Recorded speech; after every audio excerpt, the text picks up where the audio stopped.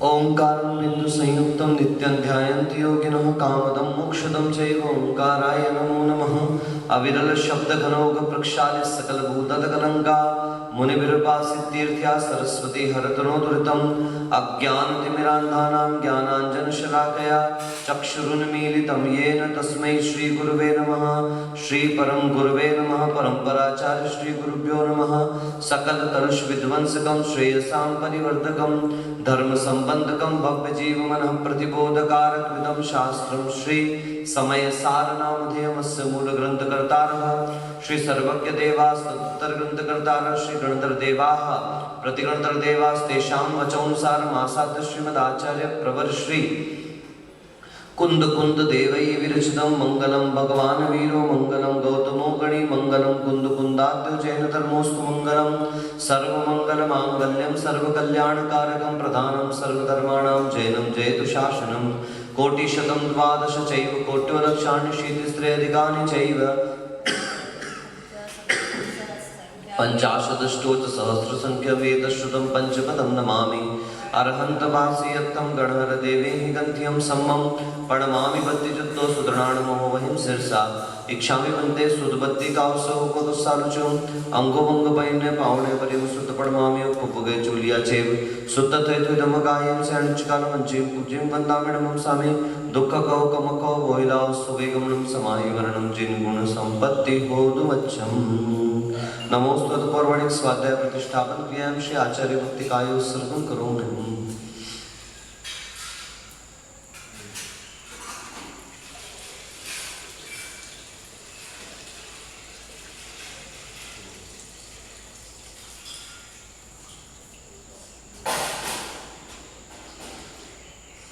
गुरुवः पान्तनो नित्यं ज्ञान दर्शन नायका चारित्राणं गंभीरा मोक्ष मार्गोपदेशका इच्छामि मध्य आयरी वत्तिकाव समुत्साजं सम्मणाणं समुदंसं समुचजुत्ताणं पंचव्याचरणं आयर्याणं आयरसुनाणं उपदेशाणं उपज्जायाणं तीरेण गुणपादर्याणं सप्पसावनं स्याणिचकालं अंजीं पूजीं वन्दामिणं सामित पुको बोइलाव सुवेगमनं समाहिवर्णं जिन्गुण संपत्ति होदुमच्छम्। वन्दितु सर्वसिद्धे धुवमबलमणो वमं गतिं पत्ते वोच्छामि समय पावुण मिणमो सुद केवली भणिदं कामरणमोक्कारं अरहन्ताणं तहेव सिद्धाणं आयर्युवच्चायाणं लोयम्य सब्बसाहुणं। पंच परमेश्वर भगवान की जय। मूल नायक श्री चैतन्य चमत्कारी चिंतामणि पार्श्वनाथ भगवान की जय। आचार्य भगवंत श्री कुंद कुंद भगवान की जय। आचार्य श्री जयसेन महाराज की जय। चार्य चक्रवर्ती प्रथमाचार्य गुरु श्री शांत सागर जी महाराज की जय। परम पूज्य वर्तमान परम पूज्य षष्ठम पट्टाचार्य समाधिस्थ आचार्य भगवंत श्री अभिनंदन सागर जी महाराज की जय। द्वादशांग जिनवाणी माता की जय। आश्रम अधिकार की विभिन्न गाथाओं में प्रमुख रूप से राग आदि के सद्भाव से ही कर्म का आश्रम हुआ करता है, और अगर राग आदि का सद्भाव नहीं है तो पूर्व में बंधे हुए जो कर्म भी हैं वो भी हमारे लिए किसी प्रकार के नवीन कर्मों के बंध के निमित्त बनने वाले नहीं। जैसे आपने किसी बर्तन में नींबू डाला हुआ है, ठीक है ना, खटाई वगैरह डाली हुई है, और यदि आप उस खटाई वगैरह को अच्छे तरीके से धो करके साफ करके फिर उसमें दूध डालेंगे तो फटने वाला नहीं है। और अगर खटाई वाले बर्तन में आपने हल्का सा धुलाई वुलाई कर दी है तो उसमें रखा हुआ दूध भी क्या हो जाता है, फट जाता है। ऐसे ही पूर्व जो कर्म बंधे हुए हैं उसमें अगर हमारे खटाई यानी राग द्वेष परिणाम होते हैं, उसका अंश होता है, तो वो नवीन कर्मों के बंध का कारण बनता है। इस प्रकार से ये पूरे आश्रम अधिकार की गाथाओं में इस प्रकार का वर्णन किया। अंतिम दो गाथाओं में किस प्रकार से ज्ञानी को भी कर्म का बंध हो सकता है, ऐसा नहीं कि ज्ञानी को कर्म का बंध नहीं होता, पर ज्ञानी को कर्म का बंध कब होता है, किस स्थिति में होता है, उसका वर्णन उदाहरण के साथ इन गाथाओं में प्रस्तुत कर रहे। अंतिम दो युगल गाथाएं हैं। जह पुरसेनाहारो कहियो परिणमय सो अणेय विहम मंस वसारुहिरादि भावे उयरत की संजुतो दहनानि सदुपम जे बद्धा पच्चया बहुवियप्पम बच्छन्ते कम्मं ते अणय परिहीणां ते जीवा। ठीक है, किसी पुस्तकों में नए परिणाम दू ते जीवा लिखा होगा, किसी में ऊ ते जीवा लिखा होगा, दोनों का अर्थ समान है। चलिए, बहुत अच्छी बात है। जह पुरुषेण आहारो गह्यो, जैसे कोई पुरुष आहार को ग्रहण करता है, परिणमई सो अणेविहम, है ना, वो क्या हो जाता है, वो अनेक प्रकार के परिणमन को प्राप्त होता है। मंस वसा रुहिरादि, मांस के रूप में, वसा यानी चर्बी के रूप में, रुहिर का मतलब होता है रुधिर यानी कि रक्त के रूप में, और आदि कहने से मज्जा आदि कई प्रकार के, अस्थि मज्जा शुक्र आदि कई प्रकार के रूप में परिवर्तित होता है।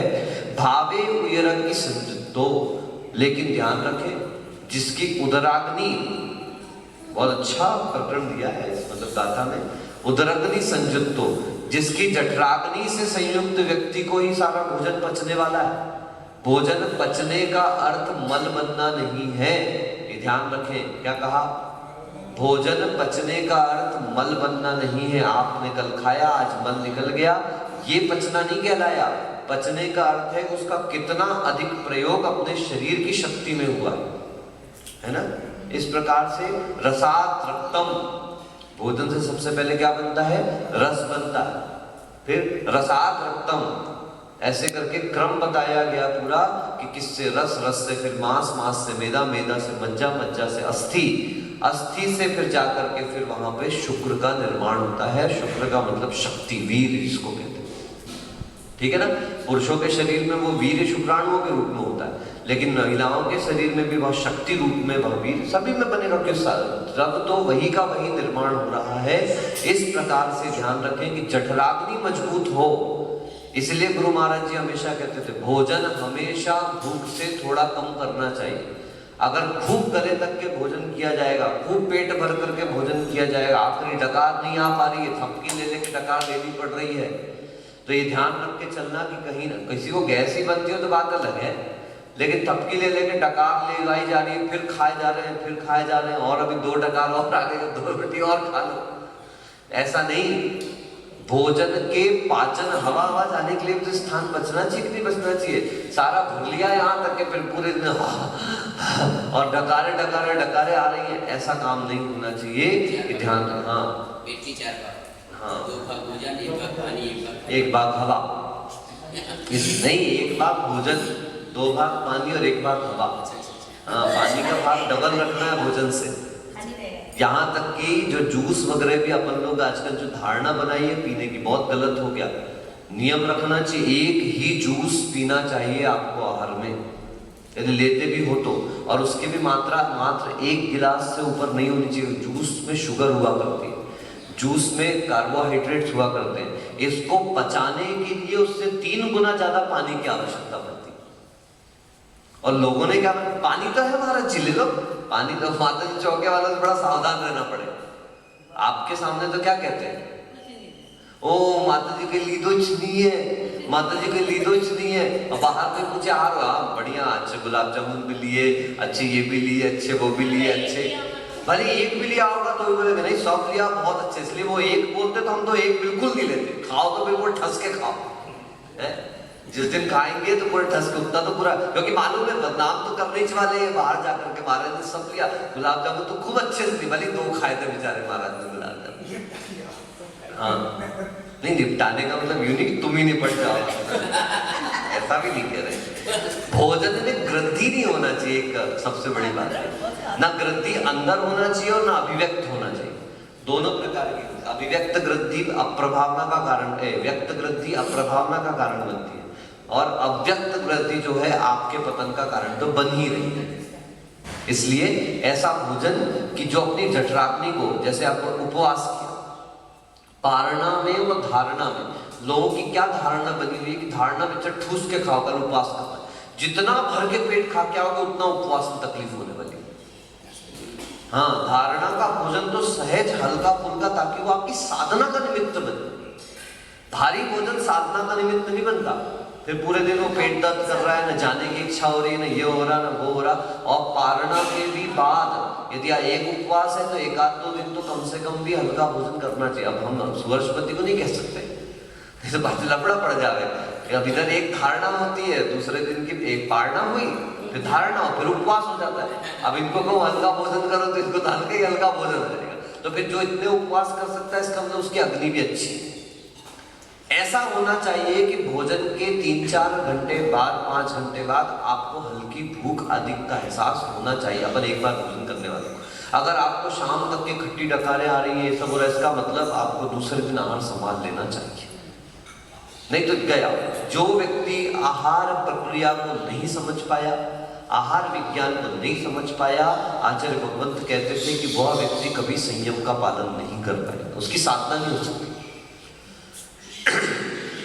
परसों सब मुझसे कहे जल्दी आ गए, जल्दी आ गए, जल्दी आ गए, जल्दी आ गए। भैया मैंने कहा मैं अपना, यदि अपन ने बाटी बाफले खाए हैं तो फिर दूसरी चीज क्या खाना?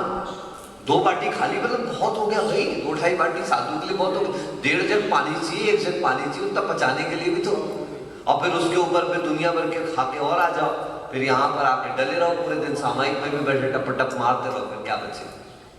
सुबह उठने के बाद भी फिर स्वयंभू पढ़ो तो उसमें महावीराष्टक पढ़ाएगा, फिर महावीराष्टक पढ़ो तो सुप्रभात आ जाएगा बीच में उसके। हाँ, कल्याण तुभ्यम नमोस्तु,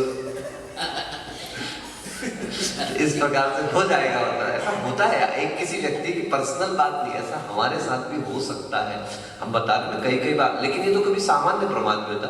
कई बार सुबह के समय में अपन जो 3:30 बजे बैठ तो गए प्रतिक्रमण करने के लिए, अगर थोड़ा रात को किसी कारण से आपने कुछ किसी चीज में लेट हो गया, सुबह थोड़ा सा आगे पीछे शेड्यूल बिगड़ा, 2-3 बार प्रतिक्रमण हो जाता, पता ही नहीं चलता। स्वयंभू स्तोत्र में सुमतिनाथ भगवान की स्तुति, अनेक मेकम च तदेव तत्वम, और पुष्पदंत भगवान की स्तुति, अनेक मेकम च पदस्य वाच्यम। ठीक है, एक में आता है अनेक मेकम च तदेव तत्वम, और एक में आता अनेक मेकम च पदस्य वाच्यम। इतनी कई बार स्थिति हो जाती है कि अगर अपन अपने, अभी तो मतलब सामूहिक पाठ करते हैं, नहीं तो जब हम अकेले पाठ करते थे तो कई बार ऐसा भी हो जाता था कि अनेक मेकम च पदस्य वाच्यम आया, उसके अगर तदेव तत्वम बोल दिया, फिर पद्म प्रभु भगवान आ गए, फिर पद्म प्रभु भगवान आ गए, 3 बार हो गया। मैंने कहा आज क्या बात है, पद्म प्रभु भगवान के वहां बाड़ा पद्मपुरा में नहीं ऊपर आते थे वो देव वगैरह, मैंने आज क्या मेरे को बाड़ा से कोई आ गया कि बार बार पद्म प्रभु भगवान पद्म। तो ये कई बार ऐसे प्रमाद भी जागृत हो जाते हैं। यहाँ तक कि हम पहले दूध पीते थे, जब दीक्षा होने के बाद तो शुरू में दूध लेने नहीं आता था, हम कभी आहार में दूध नहीं लेते थे। फिर धीरे धीरे आचार्य ने कहा भैया दूध लेने की आदत डालो, शरीर में शक्ति के लिए बहुत जरूरी, अंतराय भी बहुत होते थे। तो हमने दूध की आदत, धीरे धीरे ऐसी आदत बनी कि ठंडी आते आते 1 जग तक के दूध पहुंच गए।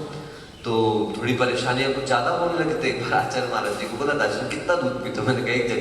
पागल हो, 1 जग कुछ बताने की लीवर में क्षमता है आपके पास? 1 टाइम भोजन करते हो? फिर आचार्य ने उस दिन नियम दिया हमको कि 1.5 गिलास से ऊपर दूध नहीं पीना हमको। तो फिर हमने 1.5 गिलास दूध लेना उसमें डालकर, उसके बाद हमारे बहुत स्वास्थ्य में अंतर परिवर्तन है। तो इसलिए भोजन पानी में ऐसा नहीं कि धसक रहे तो 10-10 रोटी खा रहे, 12-12 रोटी खा रहे। भैया अभी तो खड़े हैं, 2.5 घंटे का टाइम है, 2 घंटे 20 मिनट 24 मिनट का टाइम है अपने लिए तो आहार करने के लिए। ऐसा नहीं, भोजन उतना करें जिसके बाद पानी भी अच्छी मात्रा में आप व्यवस्थित ले सकें, और आपके पास सामान्य से बैठो तो ऐसा नहीं हो जाए,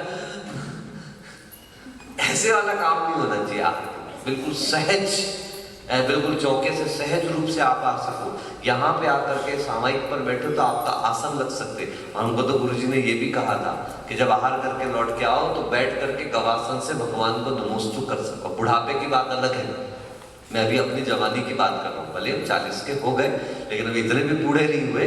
तो मतलब बैठ करके गवासन से सिर लगा करके भगवान को नमोस्तु कर सके, इतना भोजन अपने पेट में होना चाहिए। इसी प्रकार से ज्ञानी के भी दोनों बातें पढ़ ली थी ना, जे बद्धा पच्या भुक्तम, जो विभिन्न प्रकार के प्रत्ययों से बहुवियपम, बहु प्रकार के बहुविकल्पम बद्धन्ते कम्मम थे, जो कर्म बंधते हैं। क्यों बंधते हैं? नए परिणाम ते जीवा, क्योंकि वो शुद्ध नए से रहित हुआ करते हैं। कुछ जल नहीं गया, हलवा बन रहा है, खुशबू आ रही। हाँ, थोड़ी थोड़ी सीख रही है, तो वही उसी टाइप का से हलवे को भी सीख रही है। इनको कहते हैं इधर का दरवाजा बंद कर दिया करो, उधर का खोल दिया करो। सुबह सुबह से उपसर्ग करते हो आप लोग। तो इस प्रकार से ये ज्ञानी जो है पूर्व में बंधे हुए कई प्रकार के प्रत्ययों से, पूर्व कर्म के उदय से। अपन ने आपको एक दिन तत्वासूत्र का सूत्र बताया था, चारित्र मोहनी कर्म के आश्रम का कारण क्या है? तीव्र कषायोदयात्, है ना? कषायोदयात् तीव्र परिणाम चारित्र मोह से। कषाय का उदय होने पर, यहाँ पे तो कषाय ही कहा था, परंतु कुंद देव क्या कह रहे हैं? जो बंध के प्रत्यय हैं, कौन कौन से हैं? मिथ्यात्व, अविरति, प्रमाण, कषाय और रोग। इन प्रत्ययों के उदय होने पर बहुविकल्पम कर्मम बंधनते यदि ते जीवा नय हीना होन्ति। अगर वो शुद्ध नय यानी भेद विज्ञान से रहित है तो वह कर्म को बांधता है। मैंने पहले भी कहा, आप आहार करते हुए भी अबद्ध हो सकते हो, आप आहार करते हुए भी बंध से रहित हो सकते हो, आप आहार करते हुए भी न्यून कर्म का बंध कर सकते हो, और आप आहार नहीं करते हुए भी तीव्र बंध कर सकते हो। विचार चल रहा है। जो मन लड्डू भक्खदी, कार्तिकेय अनुप्रेक्षा में स्वामी कार्तिकेय स्वामी कहते हैं, जो परिहरे संतम तस्वयं थुवदे सुरिंदोवी। जो मन लड्डू भक्खदी तस्वयं अपफयं फलयरम होती। कि जो मन से त्याग करता है उसके लिए परिणामों से त्याग कर रहा है, बाहर तो कर ही रहा है, पर उस त्याग में भी उसका उतना ही परिणाम है। उस व्यक्ति के थोड़े से भी व्रत बहुत फल देने वाले हुआ करते, ठीक है ना? और जो व्यक्ति बाहर से तो त्याग करके बैठा है और अंदर मन के लड़ुआ फूट रहे, आज तो मेरे 3 उपवास की पारना है, देखना लोग पड़गान को कैसे मर रहे होंगे। अरे आज तो ये गाली बनी होगी, ये बनाएंगे, थोड़ी सी खिचड़ी, थोड़ा सा ये, नहीं अपन तो सब ले सकते हैं। इस प्रकार से उन विचारों में लगा हुआ है। सोचिए कितना बड़ा तप किया अम्बालाल जी, और उसके बाद क्या परिणाम हुआ? अल्प फल देने वाला, राई के दाने बराबर फल मिला, और तप किया था किसके बराबर? सुमेरु पर्वत के समान। आचार्य भगवंत कह रहे हैं राई के दाने के बराबर तप करो, फल मिलेगा सुमेरु के समान। बस उस तप और त्याग को बोलो मत किसी से, बताओ मत किसी से मैंने ये किया, बताओ मत किसी से। देखना सुगंध तप की अपने आप कहते हैं, आचार्य श्री कहते थे बदबू जो है और सामान्य गंध जो है ये तो हवा की दिशा में फैलते हैं, लेकिन संयम, तप और त्याग की गंध, अच्छाइयों की गंध हर दिशा में, सर्वतः सब जगह फैलती है ना? इस प्रकार से जाना। हम बताया ना आपको, एक है हमारे अंकल जी, दादाजी 5000 कितने उपवास कर लिए, वो जिससे भी मिलेंगे तो एक ही गाना गाते,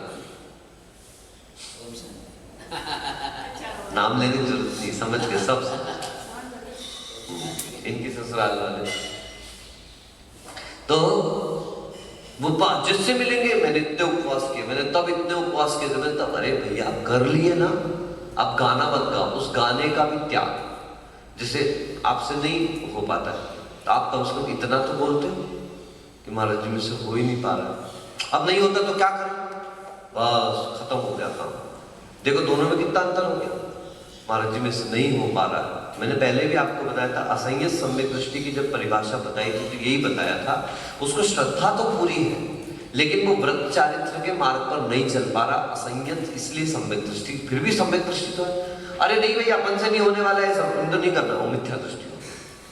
वैसे संयमी जीवन में भी ध्यान रखना, नहीं हो पा रहा है अपनी कमी को स्वीकार कर लेना, तो भी कर्म की निद्रा होगी। और नहीं हो पा रहा है, मैं गाना और गा रहे हैं, अरे आओ तो देखे बड़े तपस्वी, हमसे तो अपन जो होता वही करते भैया, ऐसा नहीं कहने का। हम नहीं कर पा रहे उपवास, आपने 10 उपवास कर लिए तो आपकी प्रशंसा ही करेंगे, लेकिन जब दिखने लगेगा कि आप अपनी प्रशंसा चाह रहे हो, उसी दिन से आपकी प्रशंसा करना बंद हो जाएगी। ऐसा गुरुदेव ने कहा था, तत्वासूत्र वगैरह पाठ करते थे तो तारीफ नहीं करते थे, बोले तारीफ कर दो तो इनके मन में कीड़े आ जाते थे, तारीफ के कीड़ा। आप हर बार तारीफ करो इनकी, हर बार प्रशंसा करो, नहीं कर पाओ किसी बार तो पूछने आ जाते। अच्छा नहीं हुआ महाराज जी। अरे भाई कर दिया ना। आर में भी पहले शुरू में ऐसा होता था, कभी कभी व्रती बहनें वगैरह जो रहते चौके में पूछ लेते आर ठीक बना महाराज जी, नहीं बताना कभी। अच्छा बना था कभी सही में तारीफ नहीं करनी चाहिए। फिर क्या हो, एक बार तारीफ कर दो ना, फिर दोबारा दूसरी तीसरी बार धीरे धीरे आदत है। पश्चात निंदा, पश्चात स्तुति और पूर्व स्तुति दोनों को दोष बताया मुला जाए कि अपन पहले से अब अरे भैया आप तो बहुत अच्छा, बहुत ध्यान रखते हो सबका, इसलिए कि अब इसकी प्रशंसा कर देंगे तो व्यक्ति अपना ध्यान रखेगा। और आहार के बाद भी कहकर क्या करेगा, रोटियां वोटियां बहुत अच्छी बनाते हो, अब उनको कल से ध्यान रहेगा महाराज जी को अपने हाथ की रोटी पसंद आई तो कल से देखिए। तो इसलिए पूर्व स्तुति अपन लोग सोचते नहीं है, समझते नहीं, ध्यान नहीं रहता अपन लोग। छोटी छोटी बातें अपन सबके लिए कितने कर्मबंध का और कितनी चीजों को बिगाड़ने का कारण निमित्त बन जाते हैं। तो इस प्रकार से ज्ञानी भी यदि भेद विज्ञान से रहित होता है तो उसको भी अनेक कर्मों का बंध हुआ करता है। बहुविकल्प कर्मा ऐसे बताया गया। आइए टीका एक बार देख लेते हैं स्पीड से थोड़ा सा।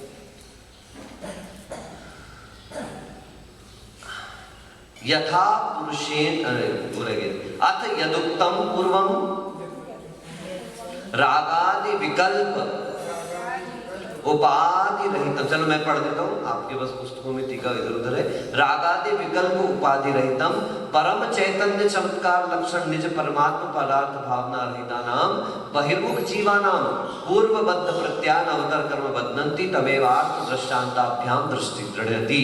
देखिए जो आपको पूर्व में कह दिया गया है कि रागादि विकल्प उपाधि से रहित जो परम चैतन्य चमत्कार लक्षण वाला निज परमात्म तत्व है, उस पदार्थ है, निजात्म पदार्थ है, उसकी भावना से रहित जीवों के लिए जो बहिर्मुख हो रहे हैं, पूर्वबद्ध में प्रत्यय जो है, जो पूर्व में बंधे हुए कर्म उसके पास हैं, उसके कारण नवतर कर्म बदनंती, वो नवीन कर्मों का बंध करता है। उसी को दृढ़ करने के लिए वो दृष्टांत के माध्यम से आपके सामने बता रहे हैं।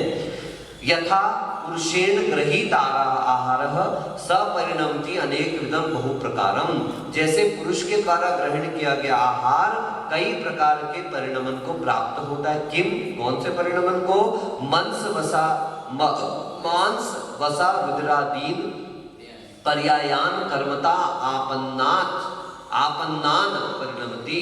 यानी मांस वसा रुधिर आदि हड्डी सब ले लेना, इसमें मज्जा सब आ गए, इससे पर्याय रूप से वह परिणमन करता है। कर्मता आपन्नान, ऐसे नहीं, जैसे जैसे कर्म का उदय होगा उस प्रकार से धातु रूपाधिक में परिणत होगा। यदि अपने असाता वेदनी का उदय है, अंतराय कर्मों का विशेष उदय है, वीर्यांतराय कर्म का उदय है, तो वो जो गया हुआ जो भोजन है ना, वो उतने अच्छे तरीके से अपने शरीर में लगने वाले हैं। बोले खाते तो सब है पर शरीर वैसे का वैसा रहता है।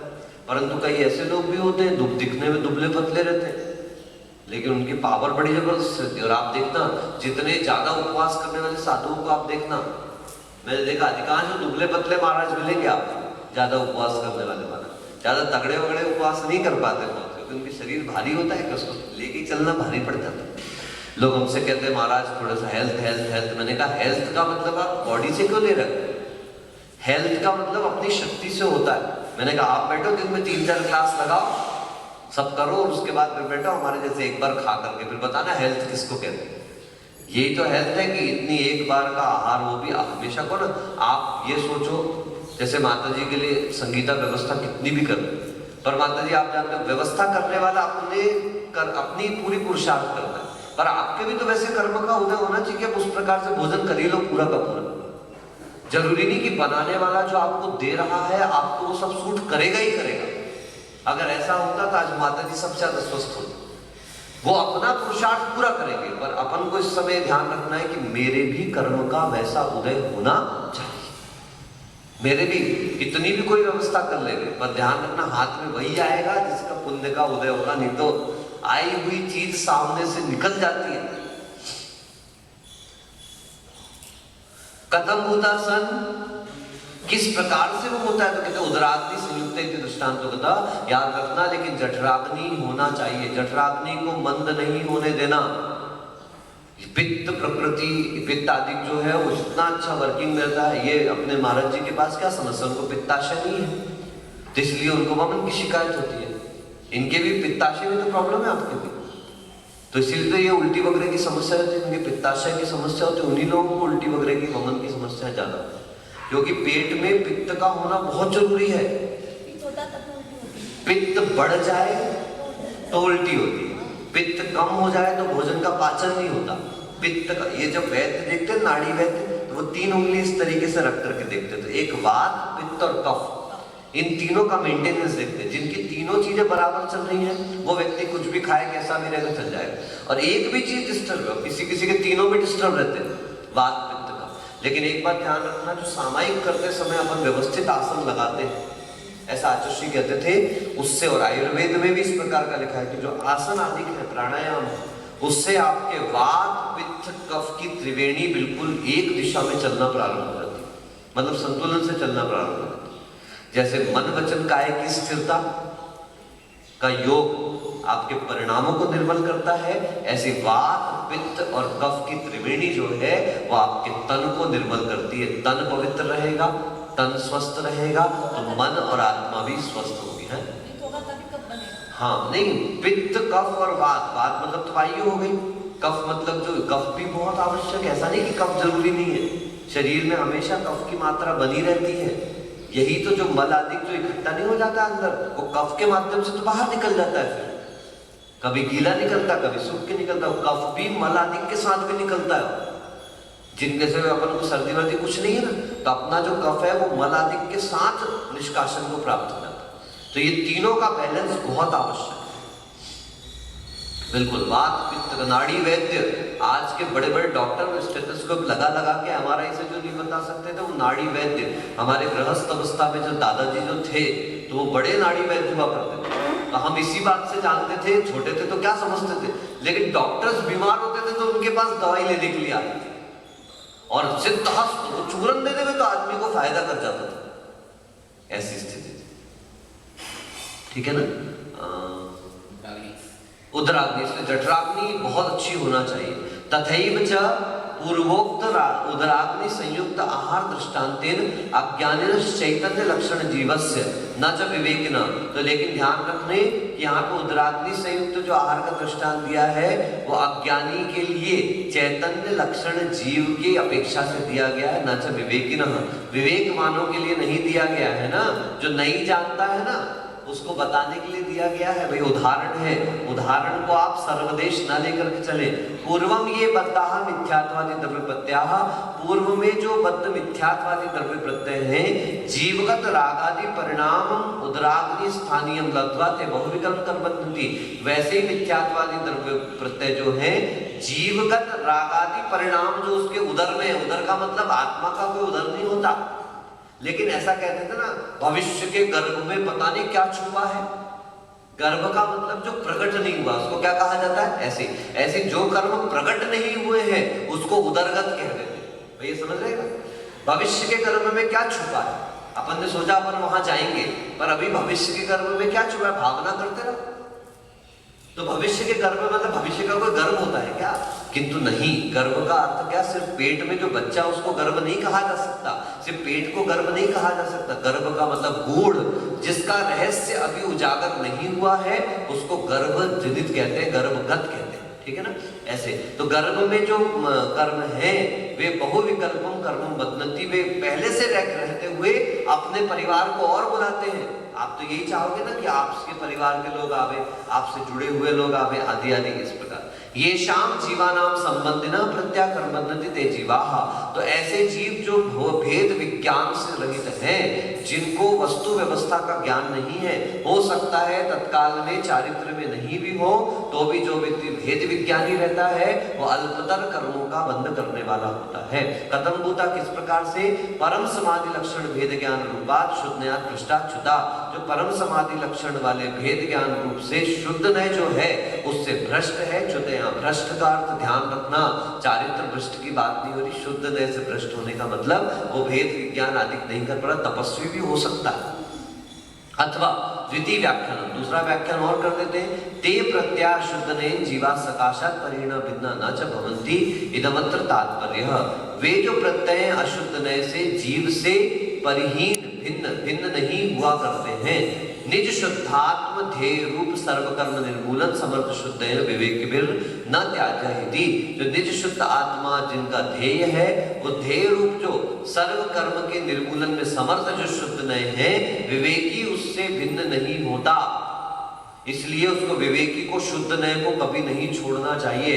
आप कितना भी सबसे मिलो, आप कितना भी सबसे बोलो, आप खूब अच्छा आहार करो, खूब विहार करो, अच्छे प्रवचन करो, अच्छा स्वाध्याय करो कराओ, लेकिन हर जगह आपकी भेद विज्ञान की दृष्टि होनी चाहिए। मैं पर का नहीं, पर मेरा नहीं, मेरा उद्देश्य एकदम निर्मल होना चाहिए, बिल्कुल पवित्र होना चाहिए। मेरा लक्ष्य और उद्देश्य आत्म कल्याण मात्र है, आत्म विशुद्धि मात्र मम लक्ष्य। एवं कार्य कारण व्याख्यान मुख्यत्वे गाथा चतुष्टयम्। इस प्रकार से कार्य कारण व्याख्यान की मुख्यता से ये 4 गाथाएं और गई। इति श्री जयसेनाचार्य कृतायाम समयसार व्याख्यायाम शुद्धात्मानुभूति लक्षणायाम तात्पर्य वृत्तौ सप्तदश गाथाभिः पंचम स्थले संवर विपक्ष द्वारेण चतुर्थः आश्रवाधिकारः समाप्तः।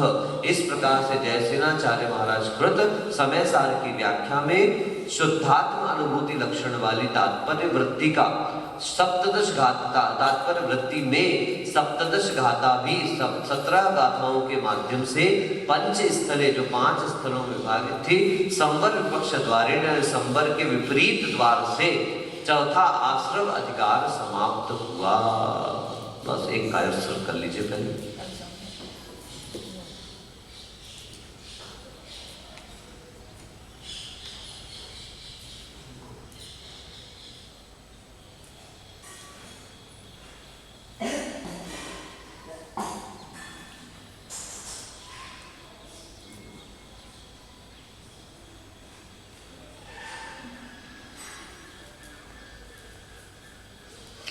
कोटिशतम नमो स्वाध्याय निष्ठापन श्रुत भक्ति कार्य